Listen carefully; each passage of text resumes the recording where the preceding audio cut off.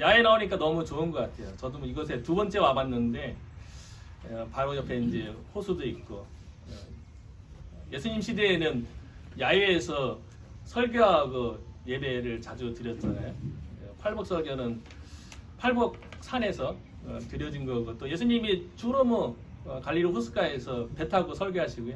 그 주변에서 딘들에서도 설교하는데 너무 설교를 늦게 해갖고 저녁 시간대 이제 돌아가면다가 이제 기진맥진할까봐 오병이어 귀족들 들판에서 설교하다가 있었던 일인데요. 이 시간에 야외 예배를 통하여서 그때 한번 예수님 당시 한번 생각하면서 같이 말씀을 나눴으면 좋겠는데요. 목사님께서 읽어주신 본문의 내용은 사도 바울이 로마 감옥에 지금 투옥되어 있는 상태고요. 이제 순교할 날이 얼마 남지 않은 마지막 유언처럼 자신의 영적인 아들이죠. 디모데에게 유언처럼 마지막 신신당부한 말씀 가운데 이제 한 구절을 나누려고 하는데요. 디모데는 에베소 교회의 담임 목사님이세요. 그래서 이제 디모데 전후서를 목회 서신이라고 얘기하는데, 그러니까 마지막 이제 하나님의 부르심을 받아서 사도 바울이 이 땅을 떠나기 전에 유언으로 남기면 사도 바울이 선교 사역하고 그동안에 살아온 인생 가운데 가장 중요하다고 여기는 걸 아마 디모데 담임 목사님에게 남기는데요.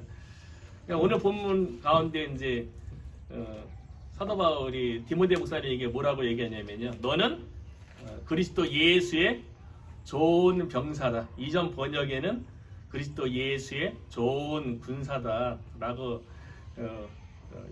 이야기하는 걸 볼 수가 있는데요.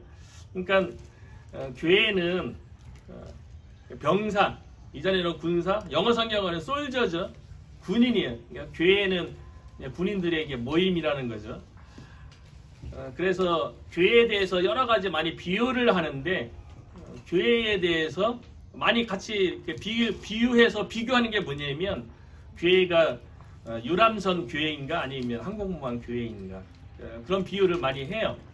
왜냐하면 교회가 하나님께서 우리를 군사로 다 불렀는데 병사로 불렀는데 교회가 이제 그러면 군인들의 모임으로서 항공모함 같은 역할을 해야 되는데 때로는 이렇게 유람선 같은 모습을 보인다는 거죠.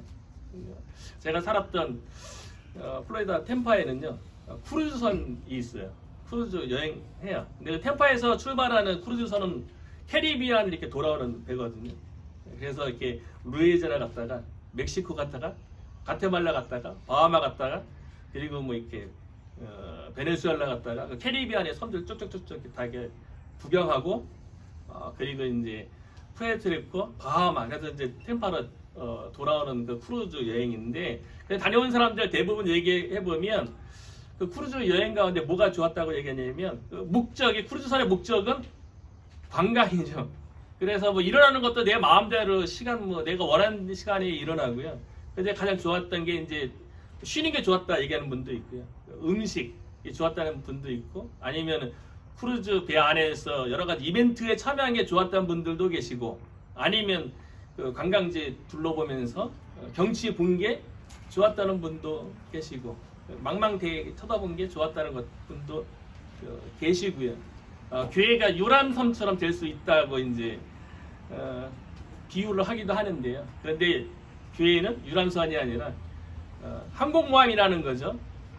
그래서 분명한 목적이 있고요. 사명이 있다는 거예요.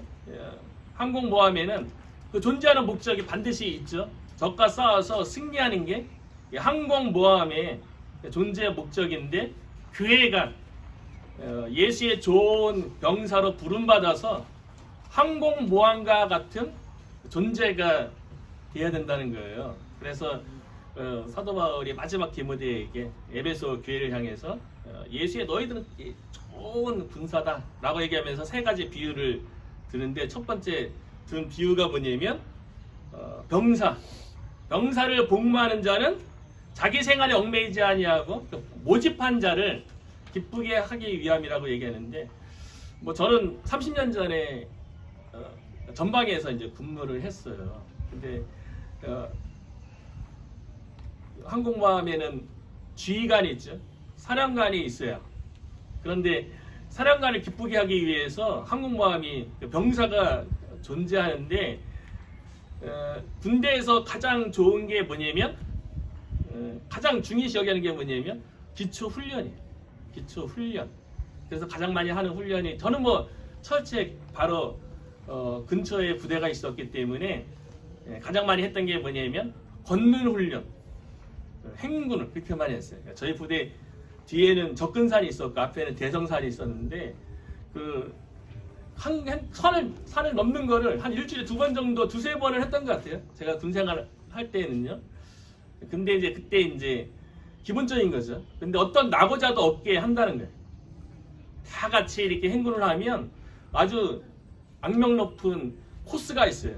접근산에는 승강고개가 있고 대성산에는 중고개라는 데가 있는데 거기 걷다 보면 한 50분 걷고 10분 휴식하는데 그 고개를 걷다 보면 진짜 하늘이 노랗고요.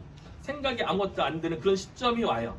그럼 그때 어떻게 하냐면 서로 이렇게 갖고 있는 것들을 하나씩 이렇게 분담을 덜어주는 거예요. 처음에는 이렇게 방독면 같은 거 풀게 하고 그 다음에 이제 자기 가지고 있는 무기, 소총 같은 거 이렇게 힘 있는 병사한테 해주고 그래서 낙오자 없이 함께 다 이렇게 행군 마칠 수 있도록 하는데 오늘 함께 예배하는 것이 우리가 예수의 좋은 군사로 부름받아서 항공모함에서 훈련도 하고 또 이 땅에 천국 복음이 전파되기 위해서 하나님의 영광을 위해서 우리가 사명을 열심히 감당하면서 살아가면서 뭐 지치고 힘들죠. 뭐 저희 교회도 작고 그래서 열심히 뭐 2년 동안 가까이 뭐 전도하고 막 그게 달려왔지만 때로는 힘들죠.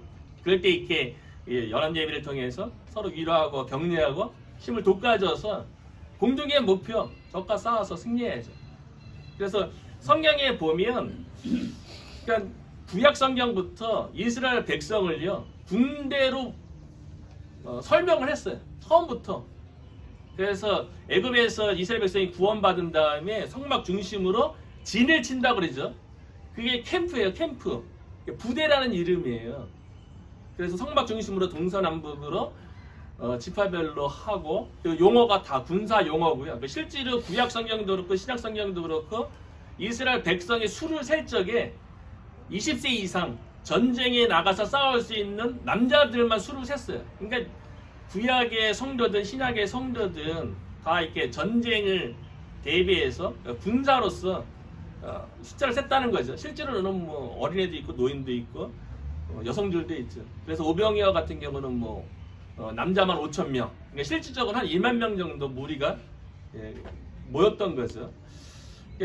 병사로 우리가 부름을 받아갖고 기초적인 훈련 그런 것들을 교회 내에서 가장 기본적인 것들 말씀, 기도 이런 훈련 잘 되고 또 서로 힘들고 어려울 때 서로 기도해주고 그래서 서로가 위로가 되고 힘이 되고 격려가 되어서 하나님께서 우리에게 맡겨진 사명 뭉게베리 카운티 가운데 참 PCA의 좋은 신학의 전통을 가지고 건강한 교회로 우리 교회가 세워졌으면 좋겠고요. 그 두 번째 비유든 게 뭐냐면 경기하는 자. 경기하는 자가 승리자의 나중에 마지막 면류관을 받으려면 자기 법대로 하는 게 아니라 자기 뜻대로 하는 것이 아니라 법대로 해야지 나중에 승리자의 관을 받는다고 얘기하는데 참 우리가 그리스도의 좋은 군사로 마치 운동선수처럼 오늘날 그 교회가 세워지고 확장되는 데 있어서 말씀대로 우리가 순종하고 고집하다 보면 일하시는 분은 하나님이기 때문에 법대로 해야지 하나님의 말씀대로 온전히 순종하고 갈 때에 마지막에 승리자의 관을 하나님께서 주시겠다고 약속하니까요. PCA의 좋은 전통인 말씀 중심 또 지상명령 중심 이 전통 가운데 우리가 법대로 말씀대로 순종해서 우리가 나중에 승리자의 관을 다 받았으면 좋겠고요. 마지막 비유에서는 수고하는 농부를 얘기하거든요. 수고하는 농부.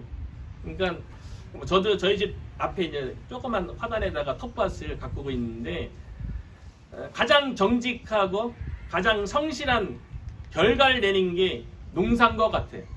저는 뭐 저희 아버지가 어부라 뭐 농부의 아들은 아닌데 농사 짓고 그러신 분들 얘기 들어보면 농사만큼 정직한 일이 없다 그래요.